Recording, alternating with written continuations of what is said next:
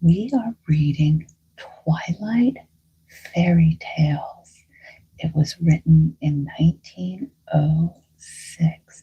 It is found in the public domain. It is being read by an extraordinarily dyslexic woman. So words, places, names, and events may be, probably will be, and most likely are going to be mispronounced. There are also certain words that have to be adjusted due to the old YouTube that we are on. And in comes Naza. Welcome, Naza. Thank you for being here. Thank you, thank you. So we are just about ready to start our story. We're not doing that anymore, my friend. But thank you. Okay, so we are on chapter 246. So chapter 7 and chapter 8 are what we're going to read tonight. The first part is called The Visit of the Two-Eyed Child. We are going to get started.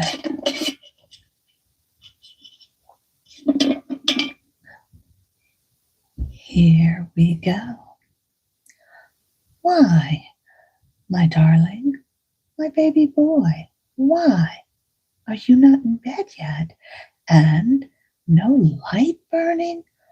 Well, I believe you have been asleep in the window seat in the moonlight. Mother had gathered her little boy to her heart and was covering his cold face with kisses. What had happened after the hurry ride from Fairyland, Roy could hardly remember in those first waking moments.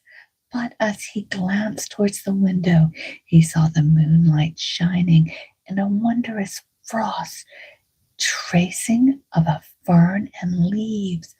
Welcome, Lori. We are reading Tales, Twilight Fairy Tales, and we are on chapter 7 called The One-Eyed Child. He has just come back from Fairyland. That is what we are doing. Okay, so he's looking at the ferns. He remembered, and with the memory came back the words of his fairy friend. No, you are not sleeping, but you may have fallen asleep again before you leave Fairyland. Now he recalled how, on entering the school, sleeping figure of the Princess Firelight with one bright gem scandalizingly like a lively spark over her hand. Roy leaned over and tried to look up the dark space above. Welcome in, Patrick.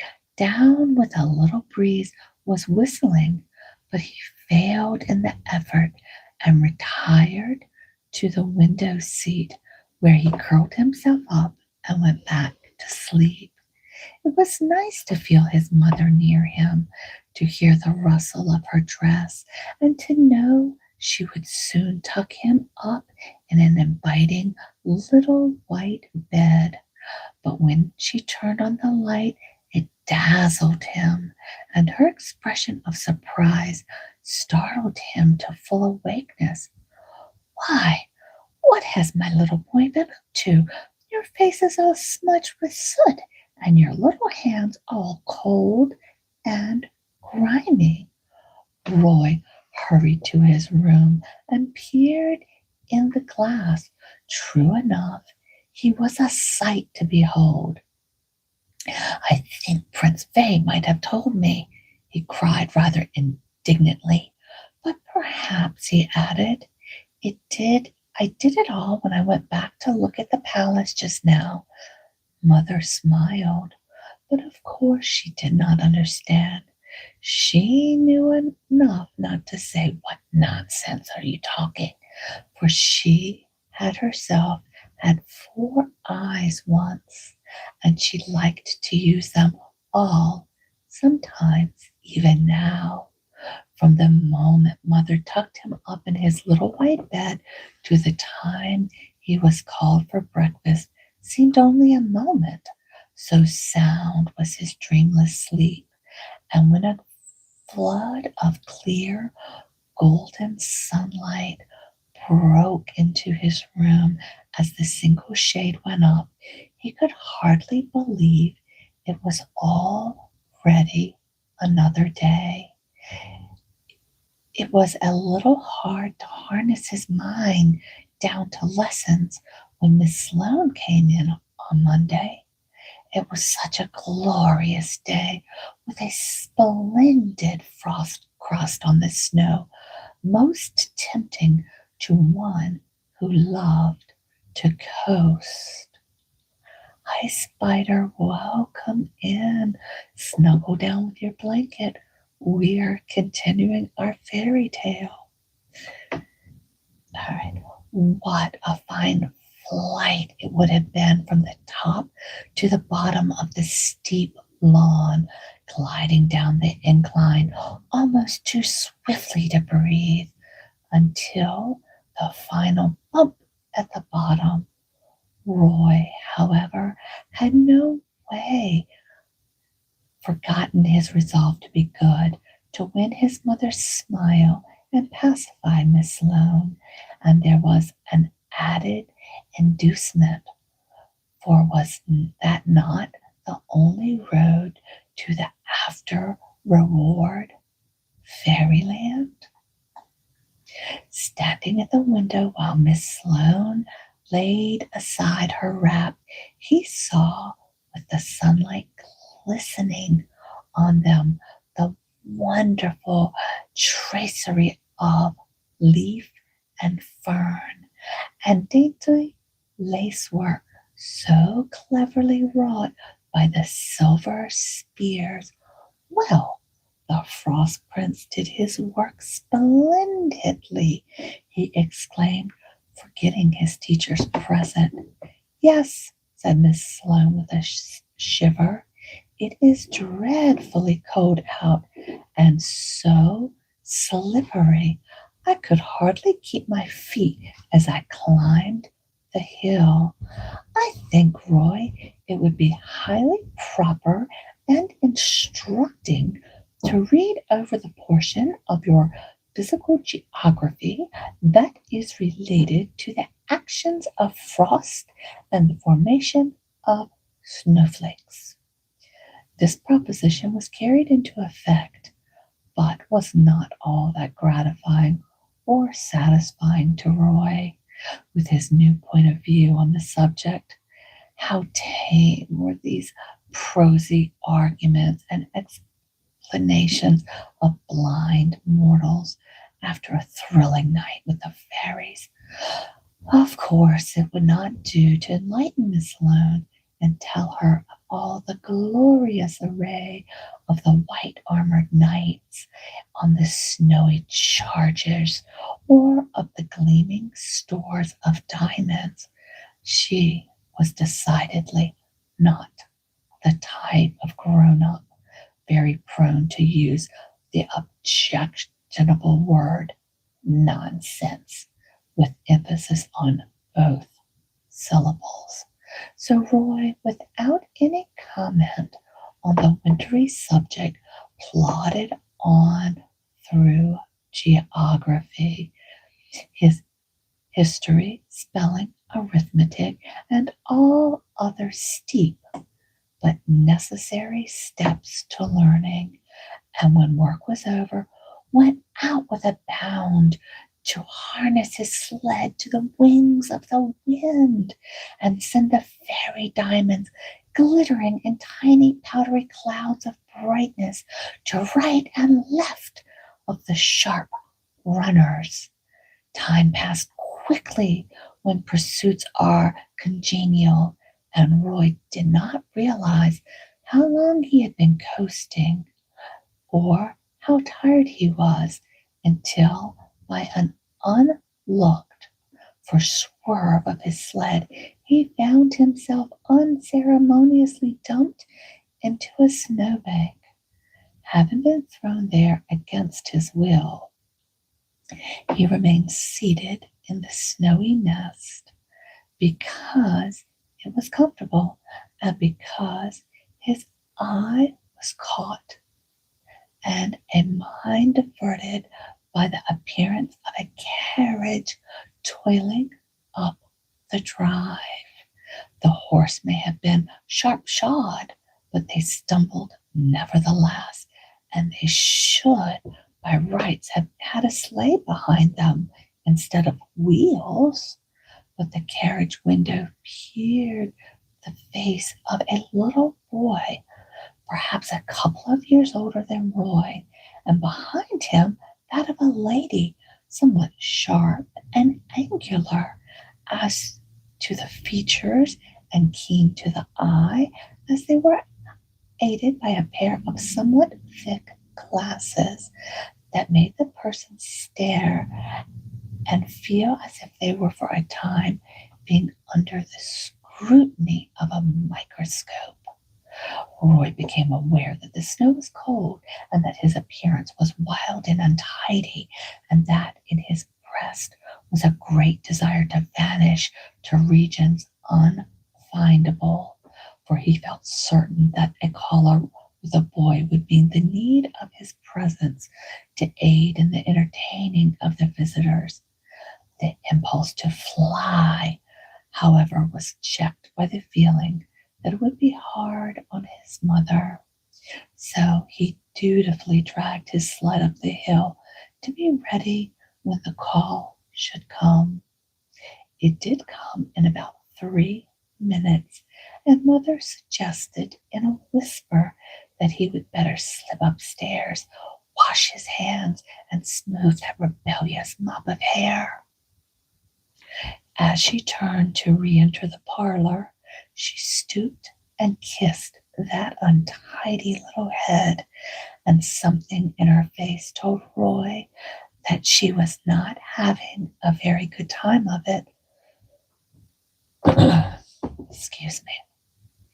When he entered the parlor a little later, an animated discussion was evidently in progress. His mother hastened to introduce him to Mrs. Stark and her son Hector, and in doing so tried to start the conversation on a new track. The attempt was a failure.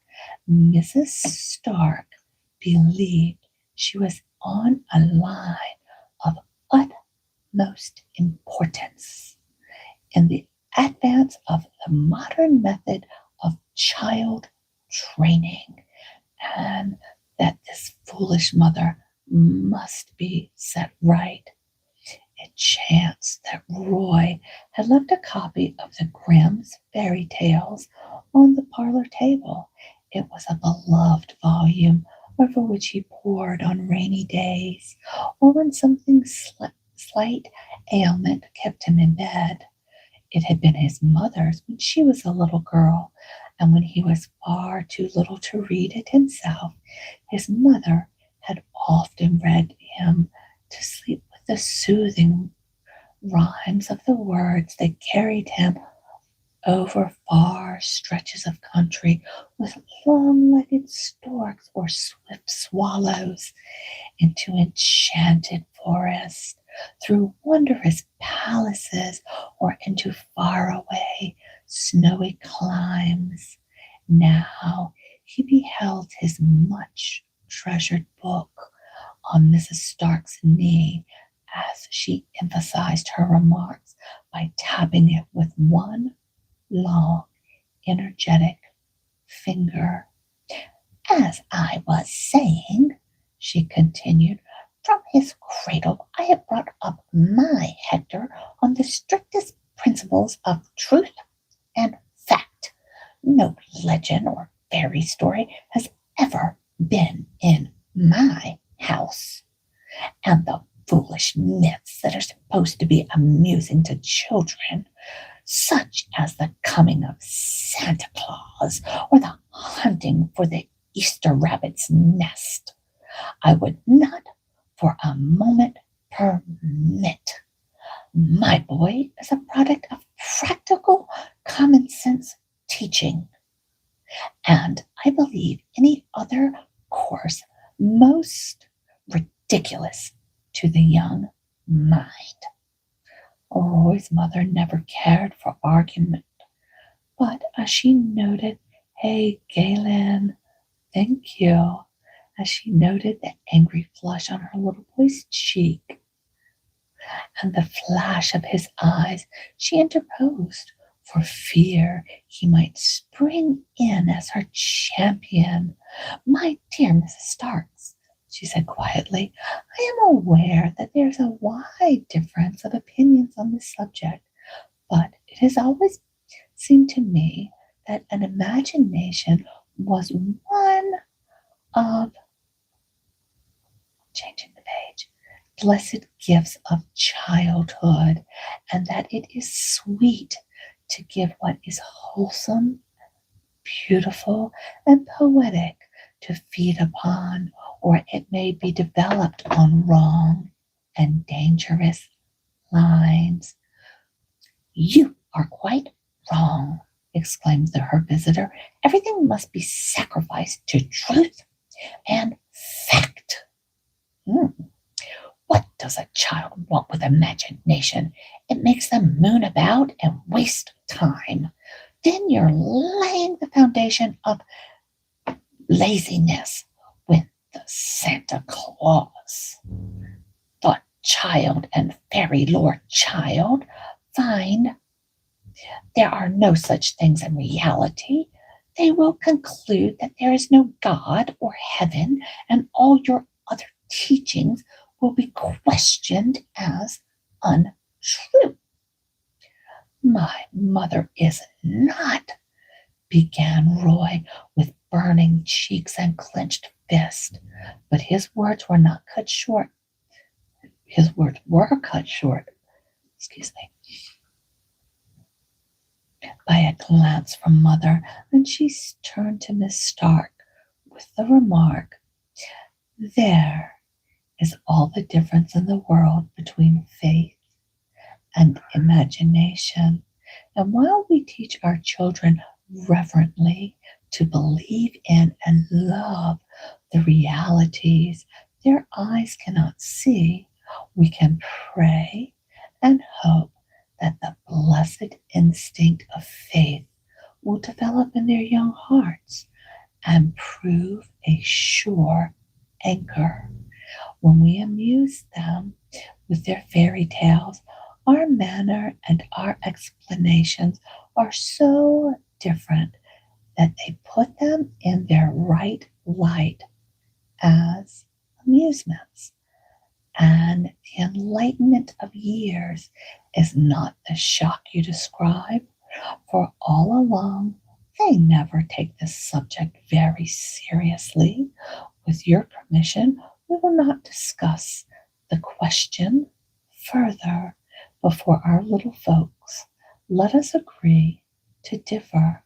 Without allowing time for an answer, Roy's mother suggested that he take Hector out so that they could have some fun together while she had a cup of tea with Mrs. Stark.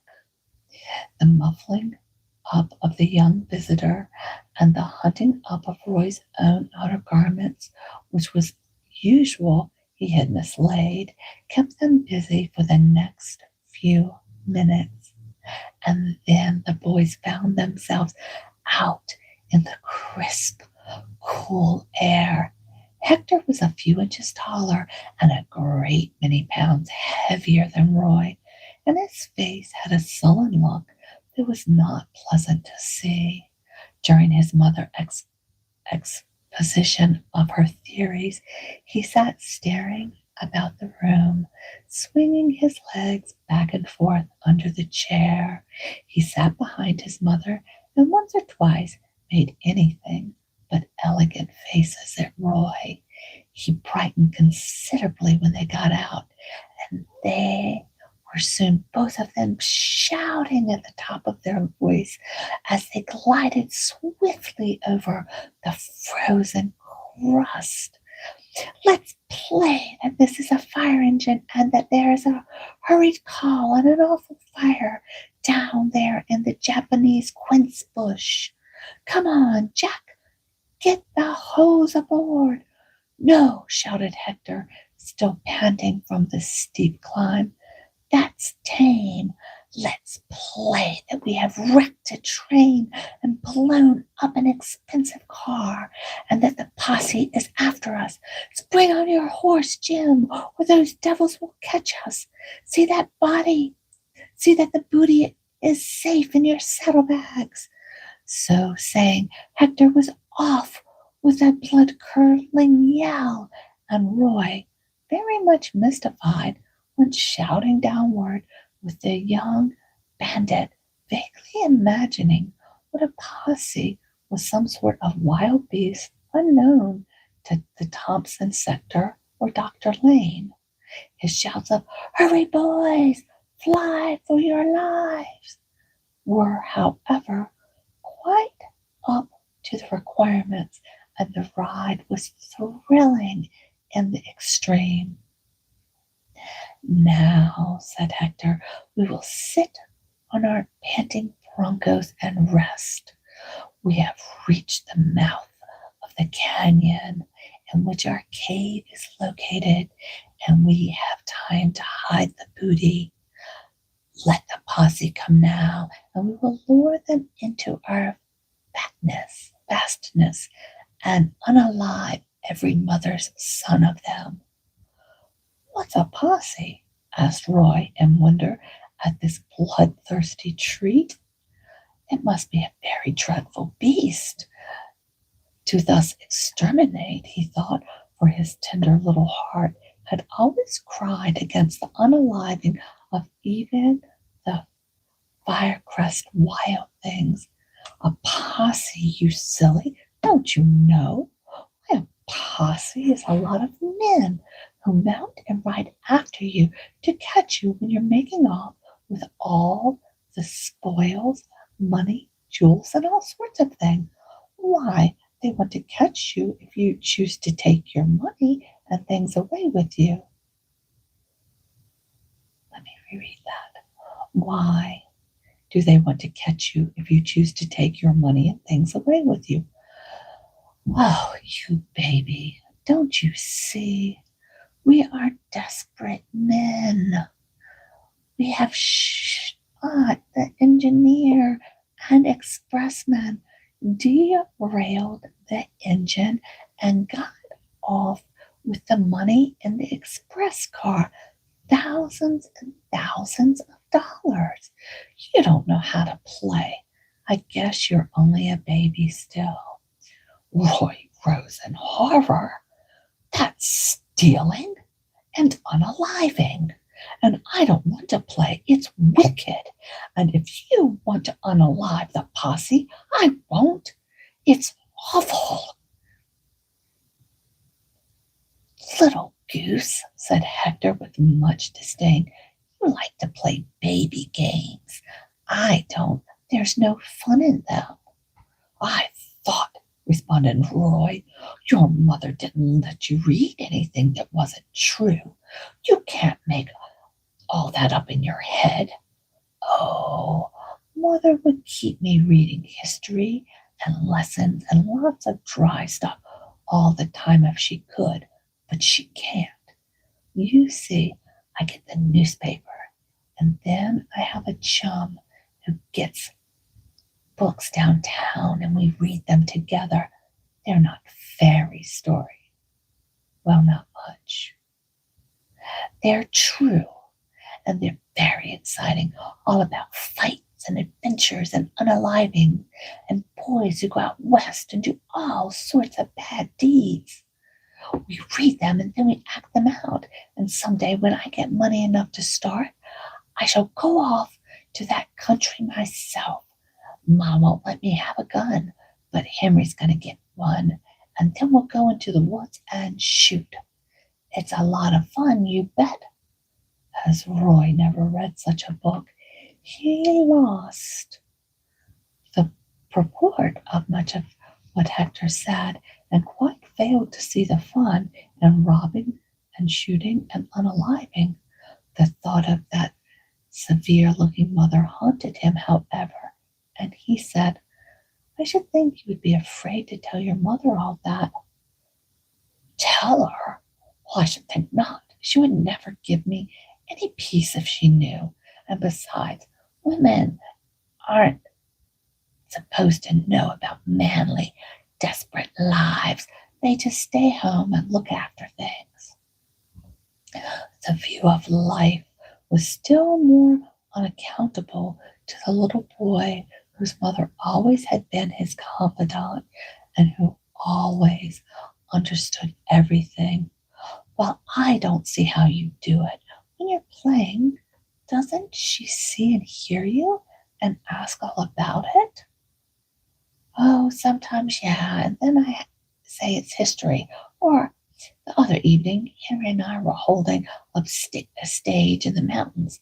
He had just unalived the driver. I was taking the passengers to the tree, for I was an Indian pal of his, and I was going to burn them alive. Emma asked what this noise meant, and we are acting out Christopher Columbus, and we're shouting because we have just sighted land. See, I had to say something." "You said that to your mother? You lied to her!" exclaimed Roy in horror. "I think you are a naughty, wicked boy, and if you're a visitor, I won't play with you any more." And Roy flung away indignant and marched up to the house and fled to his room. From there, he saw the guests depart after overhearing Hector tell Miss Starks that the other boy wouldn't play fair in salt, while his dear old mother exclaimed in distress that she hoped her little boy had not been lacking in courtesy to his guest. Miss Starks had replied very kindly that she was sure it was only a childish disagreement, and a quite natural, because an imaginative child, accustomed to dwelling in the world of fancy, could not possibly appreciate the practical point of view of her dear, matter-of-fact Hector.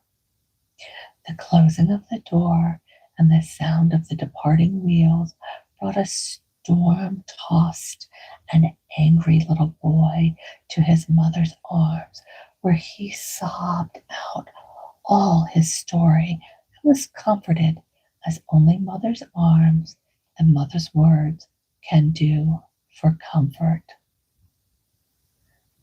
The next chapter, I hope everybody is doing well tonight, that you're snuggled with your favorite drink, that you have your favorite blankie with you.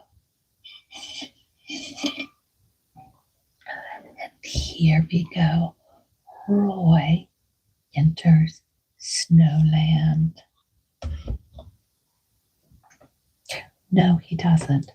Roy enters Shadowland.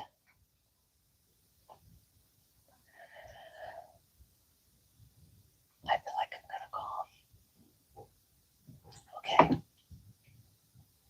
The long winter days were passing slowly but surely. The comforting assurances had been given out that the groundhog had not seen his shadow on the 2nd of February, and that, in consequence, those whose eyes were weary of perpetual snow and ice might look forward to an early spring. Roy had rang the woods behind his home with the earnest hope of seeing his hips.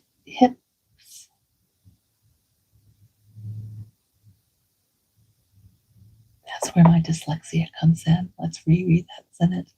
Roy had ranged the woods behind his home with the earnest hope of seeing his hog ship on the memorable day, but had significantly failed, for all the forest life he could discern with his eager scrutiny was the flash of a blue jay's wing or the dart darting from some red squirrel, with now and then the shadowy form of his gray brother passing from limb to limb of the great covered trees.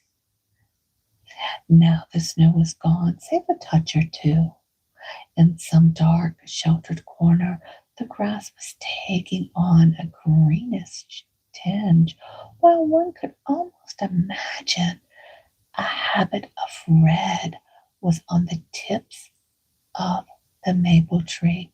The sunshine, with something more of warmth and dryness than it had given of late, was flooding nature, and yet our little boy was not out in the garden, though the open door of the schoolroom showed it to be emptied, and no lesson books were on the table.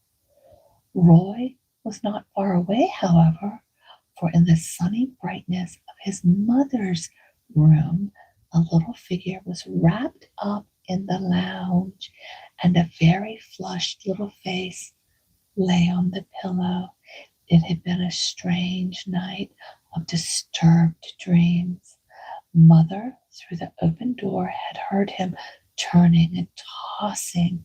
He had awakened very cold, and she had tucked him up with extra covering and turned his pillow.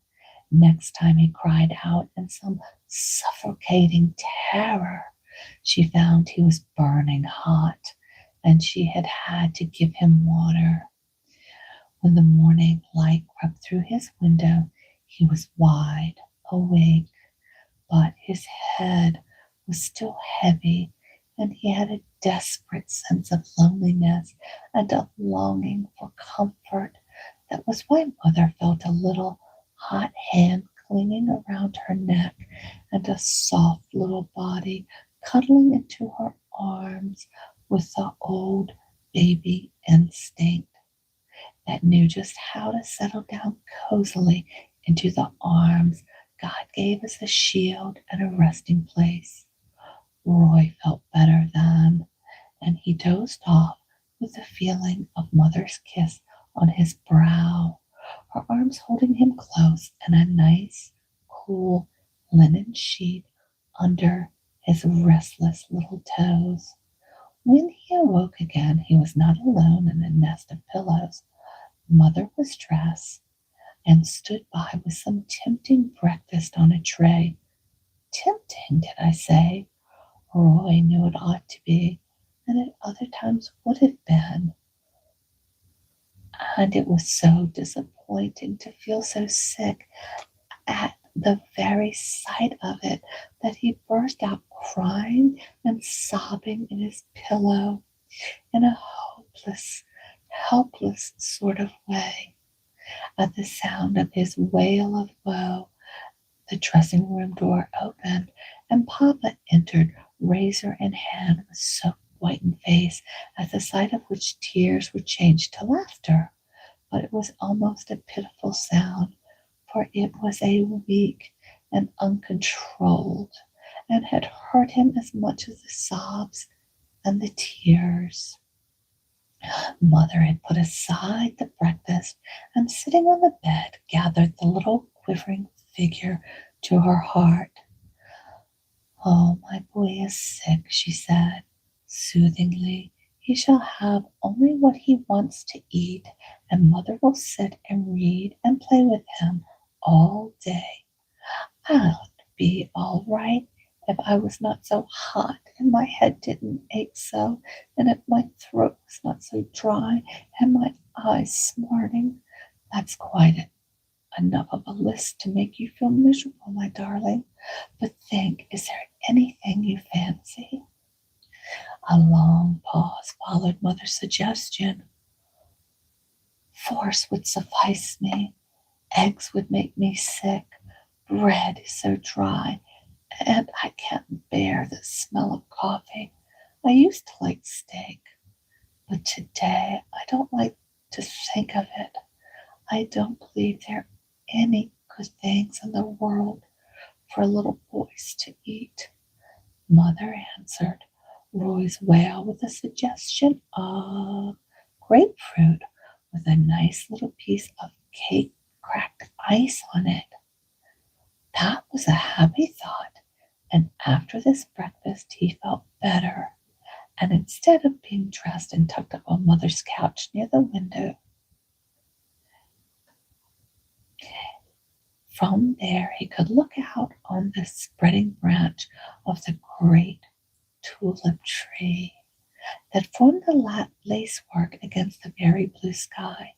His attention was occupied for some time watching a bev of merry little chickadees, whirling and pirouetting from twig to twig. Their cheery note came into him as of glad greetings, and they seemed well pleased with the signs of the passing of winter, though that passing would mean their flight to further northern regions. Roy heard his mother at the telephone, and catching the drift of the one-sided conversation, he guessed she'd rung up the doctor. When she came, she took a book to sit at his side. He remarked somewhat petulantly, "Mother, I don't want Dr. Newton. He'll only give me the red medicine, and I hate it. And I'll be much sicker because I can't and won't take the horrid stuff." This declaration was best unanswered. His mother took up her book and began reading to him. The book she chose was about the birth of little Maskeesis,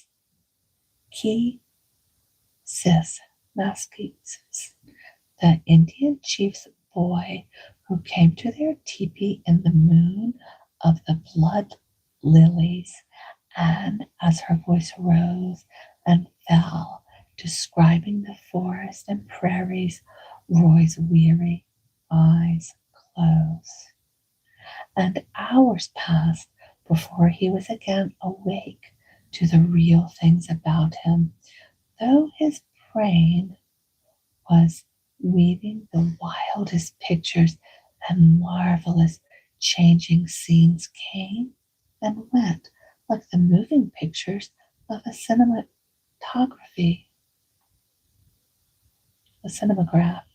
When he awoke, Dr. Newton was sitting by his bedside, holding his hand.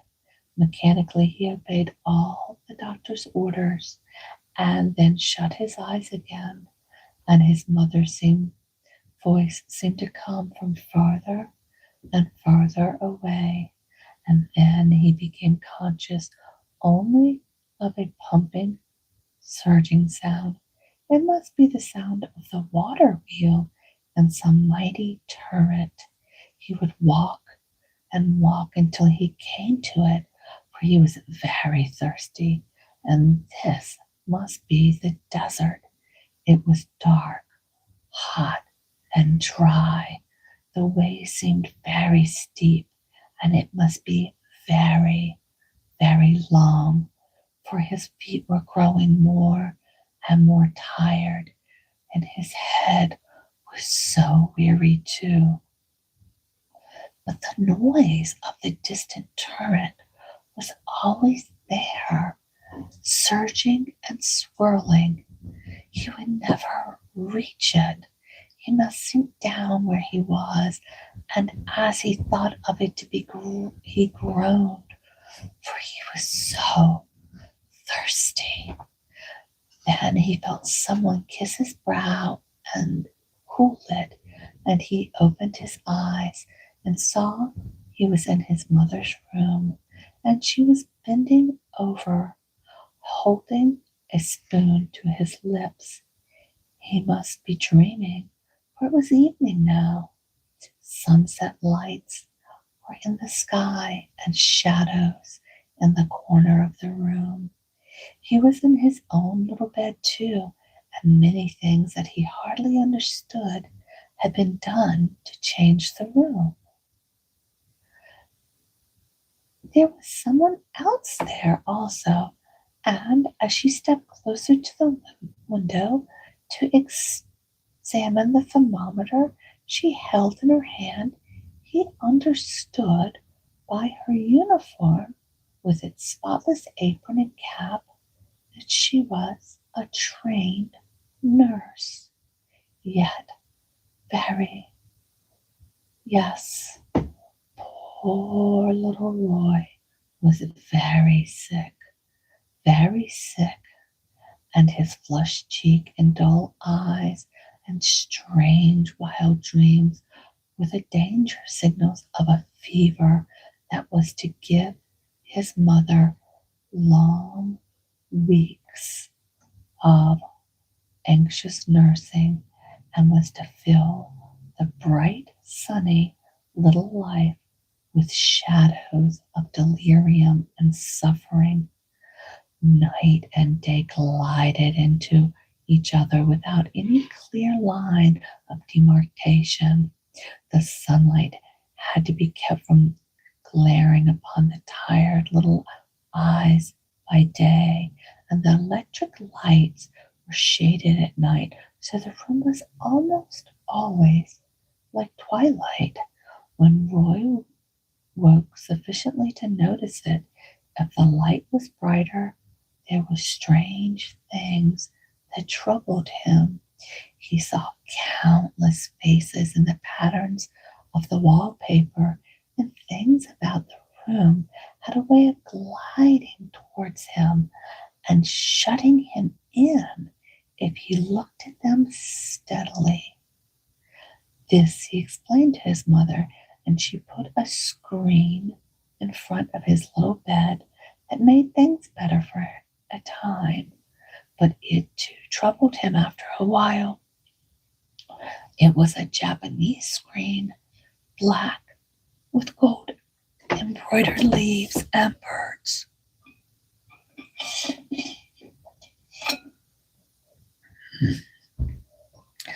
These birds must have been storks, for they had excuse me, for they had very long, sharp bills. And one evening, Roy's head was throbbing badly, and the roaring of the stream was unusually loud. He saw those wretched birds beginning to hop up and down. At first he thought it was funny. Then he became angry, for they seemed to be mocking him. At last he was frightened and troubled and burst out crying. Mother had him in her arms in a moment and tried to understand what he meant by the horrid birds will keep dancing all the time. Take them away, I can't stand it. At first she thought they were the dreamed blackbirds, pure and simple, but as the thin little hand pointed at the golden storks, she understood the trick that the fever was playing. With those poor bright eyes that looked up to her out of such wan, shadowy little face that she carried the screen away. Mother had to read and sing a great deal those days. She knew her little boy could not follow or understand the reading, but the sound of her voice quieted him and kept out other sounds that teased him, like his delirious fancies. She was not much of a singer, but in these days of suffering, he had a longing for the old lullabies of baby days, and they often sent him to sleep, though he wondered why his mother's voice sometimes shook and quivered. And other times he would turn to discover that tears were falling on her pretty dress. That was another thing that Roy had during these long days. Mother must wear the dress. Oh, that was another thing that Roy had to have during these long days. Mother must wear all the dresses he liked the most. There was the soft gray one that swished and sighed as she crossed the room, and a white, fluffy one, and a light blue wrapper with lace. For the long nights, Mother wanted to wear a simple wash dress like the nurse, but her little boy had very strong ideas on the subject, and as he got his way, in fact, I think she would have dressed in anything under the sun that Roy happened to fancy if it could help for a moment to comfort her darling, who seemed to be so nearly slipping away from her to the land of shadows. Then there came the dreadful night. Papa was in the room too. The doctor stayed instead of going away as usual after the call. Mother knelt by the bed for hours with her head on the pillow, and Roy felt so strange and weak and frightened that he begged her to hold him, and she put her arms over him and said between her sobs, "Yes, my precious, if mother's loves and prayers can hold you, you should be held tight. I cannot let you go." It seemed every few moments that the doctor did something or other to him, or made him swallow things, and it was just so hard, for he just wanted to be left alone. So at last, when it was near morning, he felt lovely, quiet, comfortable feelings stealing over him, and he turned to kiss his mother's head on the pillow beside him. Then he drifted off to sleep. He was far away in dreamland when Mother's arms unclasped and she slipped to the floor in a dead faint, and Papa had to carry her away, and he did not hear the doctor say to the nurse, "If he sleeps well on into the morning, we may save him yet. This is the crisis." They waited and watched, but Roy in dreamland was launching a boat out into a beautiful blue lake. "Hey, Frap Dog, our friend Roy is so sick, but we're trying to save his life right now. He's in dreamland and at the lake launching a boat.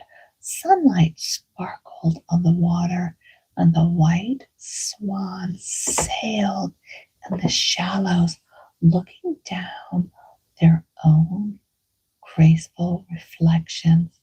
As the boat glided out, he sprang in.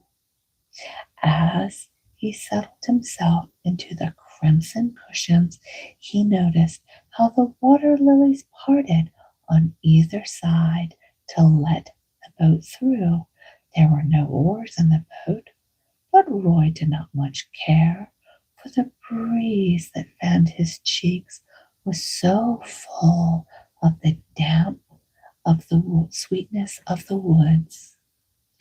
One could imagine the mossy nooks where the breeze had played, filled with delicate fronds of pale green ferns springing from the carpet of the forest. One could imagine it had been played with the veil of the mist from the gray rocks near some little waterfall, helping the stray sunbeam to change into a fairy rainbow. Now that the breezelet was playing through Roy's hair, and it seemed to leave there some drops from the forest stream. So cool and refreshing was its touch, Roy did not hear the doctor whisper, "Thank God, his brow is moist and his respiration decidedly better, for the same little breeze was singing to him, and it was like the sound of the fairy harps, and here and there the note of the haunting, distant horn. The boat was moving steadily, swiftly over the shining lake, rising in himself to see the power that moved his sailless, oarless boat. He saw that 6 beautiful swans were harnessed to it by gilded ribbons. They were not the white swans that had been sailing so peacefully in the shallows, but the black ones with the bright red bills, and the sunlight on their rare plumage made a glowing with iridescent sheen like the gloss on a black pearl shell. He was too comfortable to move, too content to question, so he just glided on. By and by he noticed a flock of gorgeous butterflies was following him, and as they came nearer, they parted, completely surrounding the boat, and on a closer view, he saw that the escort was not of a winged insect only, but that each one a tiny figure rode, closely corresponding in the color of its flimsy dress to that of its flying steed. After I finish this book, we will talk about that 55 drifter. With a clever laugh, Roy hailed them. "So this is Fairyland again," he said, and his voice at his elbow answered, "The land of the dream fairies, to which we carry the children who love us and think of us often, from which they always go back better and brighter because of the beautiful things they see and hear." "But I don't want to go back," said Roy, turning and looking for his companion. He was a little old man, and with snowy locks and a long white beard, but such merry eyes and rosy cheeks that he hardly looked old. A crown glittered on his head, and his long cloak was of purple velvet bordered with ermine. There's your fur right there, ermine. Roy was not all surprised or startled to see him there, and was glad of his company, for he felt sure this new friend would guide him safely through the land into which he was gliding so peacefully. "You've had a hard time, little Roy," continued the Dream King, "and I am glad to have you with me for a while. I had your mother once when she was a little girl, and I have waited for you. But I am sorry you had to come through such a dark gate of sickness. When you go back, we will see to it that you pass into the world of is by a safer, easier way." "What is this lake?" asked Roy, not quite understanding fairy allusion to gates, as he did not remember any. "It is the Lake of Peace, and is fed by the River of Slumber.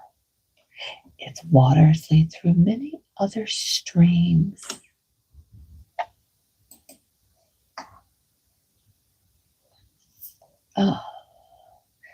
Many other streams to the Sea of Health.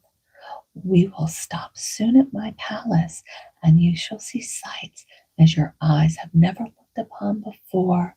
So saying, he went to the prow of the boat and lifted the golden reins. In a moment, the 6 black swans rose on the wing, and the boat rose with them in some mysterious way.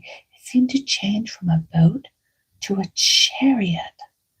Beneath it, on either side, and behind it also, Roy saw the outstretched wings of the 6 black swans, and down far, far below was the lake. On and on they went until the lake vanished, and the waving tops of the trees swayed below them like the green and silver ocean, and before them lay a glorious range of blue and purple mountains. Over this range they sailed, and when the whirl of the wings began to sink downward, looking over the ledge of his boat or chariot, Roy could see the great stretch of green valley nestled between the rocky heights, and in near view showed parks and gardens, in the midst of which was a white palace with turrets touched with gold. Sinking back in his downy seat, he sighed with contentment. Well, I'm glad I came. So that is the end of our 2 chapters tonight. Thank you all for visiting while we do our soothing bedtime reading. Tonight we have 55 Drifter in.